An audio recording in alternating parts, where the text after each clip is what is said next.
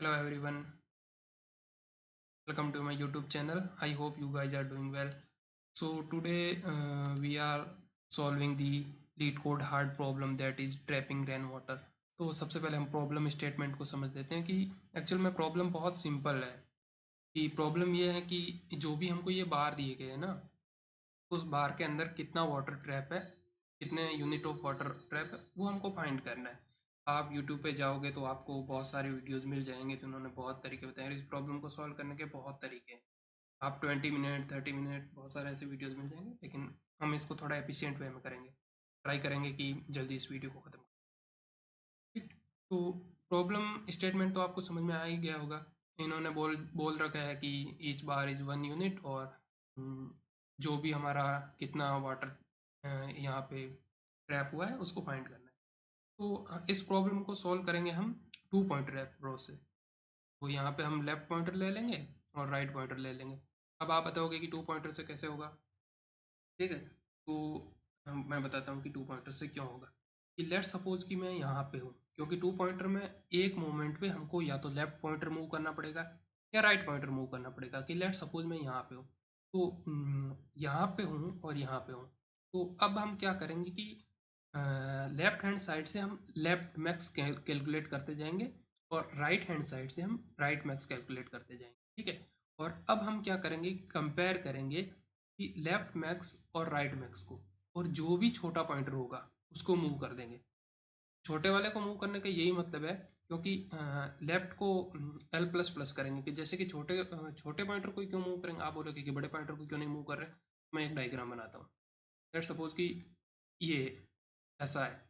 तो मान लो कि मैं इस पॉइंटर को मूव कर रहा हूँ ना, बड़े वाले को। हमने इन दोनों को कंपेयर किया, और एल राइट मैक्स बहुत बड़ा है एल मैक्स से, और आप बोल रहे हो कि इसको मूव करो।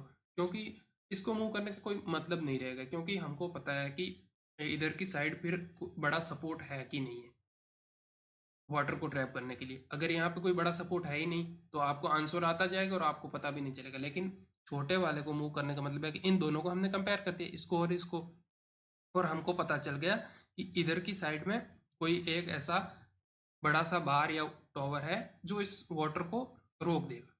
ठीक है। और आप बोलोगे कि फिर इधर से उधर जाओगे तो इधर रोकने वाला नहीं है। हाँ, रोकने वाला है, तभी तो हम एल मैक्स और आर मैक्स कैलकुलेट कर रहे हैं, ताकि इधर से हमको पता चल जाए कि राइट लेफ्ट हैंड साइड पे कितना हाइट ऑफ टॉवर है जो इस वाटर को रोक सकता है लेफ्ट हैंड की साइड। और ठीक इसी प्रकार हम राइट साइड भी यही करेंगे, और ऐसे पॉइंटर मूव करेंगे और दोनों पॉइंट क्रॉस होंगे, तो हम इसको ब्रेक करके लास्ट में आंसर को रिटर्न कर देंगे। तो सबसे पहले मैं सॉल्यूशन को एक्सप्लेन कर देता हूँ। मैंने टाइम बचाने के लिए सबसे पहले ये सारे आइटरेशन लिख दिए हैं। तो शुरू करते हैं।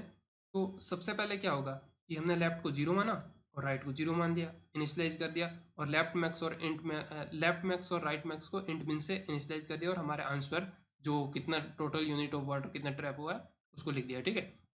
तो आइट्रेशन वन में क्या करेंगे, हम लेफ्ट मैक्स कैलकुलेट किया यहाँ पे।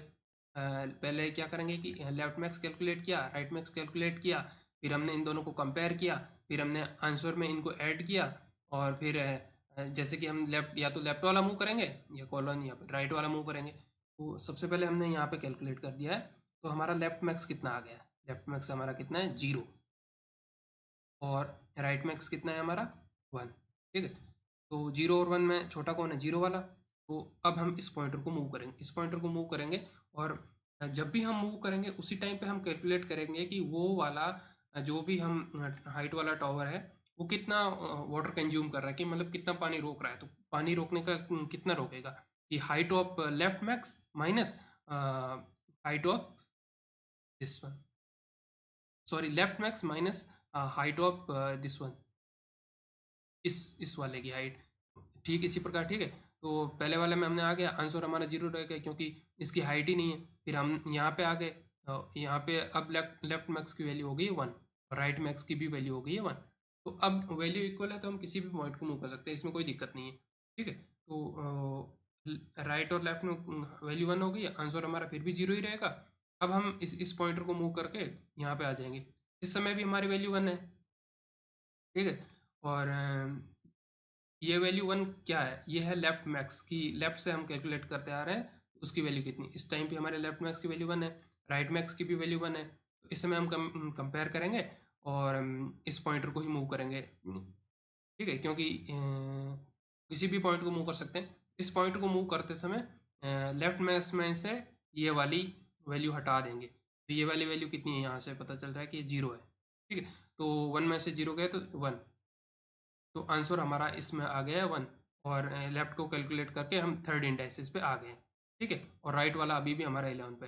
अब थर्ड इंडाइसिस पे आते ही हमारा लेफ्ट मैक्स हो गया 1 और 2, तो हमारा लेफ्ट मैक्स हो गया 2, राइट मैक्स हो गया 1। तो अब हमको इसको करना पड़ेगा इधर की साइड, ठीक है। तो ऐसे ऐसे हम करते जाएंगे और मैं पूरा एक्सप्लेन कर देता हूँ, अभी थोड़ा ही टाइम लगेगा। तो इधर की तरफ हम 10 हो गया, और इधर का आंसर कितना हो गया, राइट मैक्स माइनस इसकी हाइट, राइट मैक्स 1 था, हाइट इसकी 1 थी, तो आंसर हमारा फिर भी 1 ही रहेगा, ठीक है। और अब हमारा लेफ्ट 3 पे है और राइट 11 पे है। फिर से यहाँ पे लेफ्ट मैक्स 2 हो गया, और राइट मैक्स भी हमारा 2 था, सॉरी लेफ्ट और राइट मैंने उल्टा बोल दिया, समझ लेना, ठीक है। लेफ्ट मैक्स 2 है और राइट मैक्स 2 है। फिर से हम इसको यहाँ पे करेंगे। अब 2 में से 2 गया तो यहाँ पे कोई वाटर ऐड होगा नहीं, ऐड नहीं होगा तो आंसर तो सेम रहेगा, आंसर सेम रहेगा।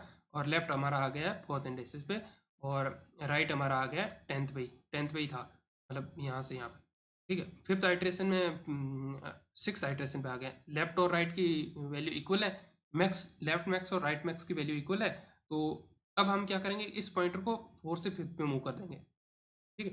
तो यहाँ पे हमारा कितना वाटर कंज्यूम हो गया है, 1 यूनिट ऑफ वाटर, तो 1 यहाँ पे था, 1 यहाँ पे आ गया, तो टोटल हमारा आ गया 2 यूनिट ऑफ वाटर, ठीक है। और अब हमारा लेफ्ट पहुँच चुका है 5th पे, और राइट हमारा कितने पे है, 10 पे ही है, ठीक है। इसके बाद में लेफ्ट मैक्स और राइट मैक्स को फिर से कैलकुलेट किया, क्योंकि अब देखो मैंने बताया था ना कि ये कैलकुलेट करते समय मैक्सिमम कैलकुलेट का क्या फ़ायदा है। लेट सपोज कि अब हम लेफ्ट मैक्स को कैलकुलेट करते ही नहीं, तो ये वाला जो है ना, इसके लिए ये वाटर को कभी, ये वाली चीज़ ये वाटर को कभी रोक ही नहीं पाता, इसलिए हम ये सब चीज़ करते आ रहे हैं, ठीक है। तो हम यहाँ पे हैं, ठीक है। तो आंसर में इस समय हमारा फिर 2 की वैल्यू से इंक्रीज हो जाएगा, तो हमारा आंसर हो जाएगा 4। और अब हम इस पॉइंटर को मूव करके यहाँ पे पहुँच जाएंगे 6 पे, ठीक है। 6 और 10 अभी भी हमारा लेफ्ट और राइट कितना है, 2 है, तो ठीक है, इसी प्रकार 6 से 7 आ जाएंगे। और यहाँ पे कितना 1 यूनिट ऑफ वाटर, क्योंकि लेफ्ट मैक्स 2 था, 2 में से इसकी हाइट को माइनस किया 1, तो हमारा आंसर आ गया 5, ठीक है। और लेफ्ट को हम पहुंचा दिए 7 पे, अब यहाँ पे 7 पे पहुंचा दिए, इसकी हाइट हो गई 3, और ये हमारा कहाँ पे था, 2 पे था। इन दोनों को कंपेयर किया, इन दोनों को कंपेयर करने पे हमको ये पता चला था कि ये वाली छोटी है, तो अब इसको मूव करना पड़ेगा, इसको मूव किया यहाँ पे, ठीक है। और इसका राइट मैक्स 2 था, 2 में से 2 गया, फिर से 0, आंसर में कोई फर्क नहीं पड़ेगा, 5 का 5 ही रहेगा, ठीक है। अब यहाँ पे पहुँच गए, यहाँ से यहाँ जाएंगे, तो हम क्योंकि फिर से कंपेयर किया तो 3 और 2 था, यहाँ पे भी इसकी हाइट राइट मैक्स हाइट 2 रहेगी, और लेफ्ट मैक्स हाइट 3 थी, तो यहाँ से यहाँ पे जाएंगे फिर से, तो आंसर में 1 से हम इंक्रीमेंट करना पड़ेगा, तो 5 से हमारा आंसर हो जाएगा 6। और फिर यहाँ से यहाँ कैलकुलेट किया, और यहाँ पे फिर से इसको मूव करेंगे इधर की साइड, और यहाँ पे लूप ब्रेक हो जाएगा, क्योंकि फिर एल की वैल्यू 7 बन जाएगी और राइट की वैल्यू भी 7 बन जाएगी, लेफ्ट और राइट दोनों की वैल्यू 7 हो गई, तो हमारा लूप तब तक ही चलेगा और लास्ट में आंसर को रिटर्न कर देगा। यहाँ पे कोई एज केसेस भी नहीं है, आप एज केसेस यही है कि यहाँ पे आपका इस वाले पे और इस वाले पे कभी भी आपका पानी टिकेगा ही नहीं, ठीक है। अब हम टाइम कॉम्प्लेक्सिटी की बात कर लेते हैं कि टाइम कॉम्प्लेक्सिटी क्या रहेगी इसकी।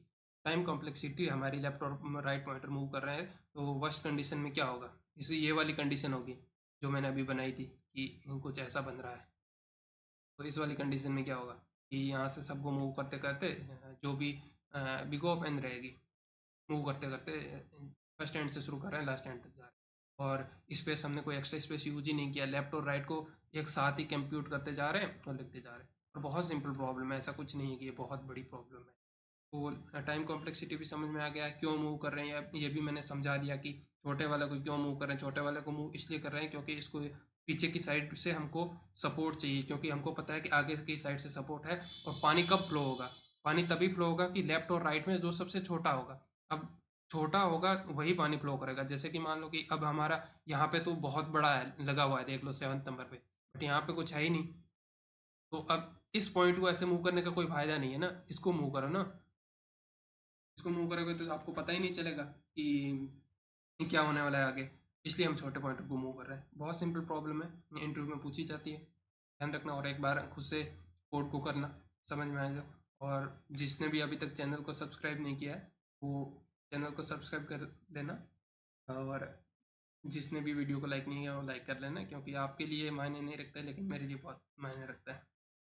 चलो मिलते हैं नेक्स्ट वीडियो में, तब तक के लिए बाय, थैंक यू।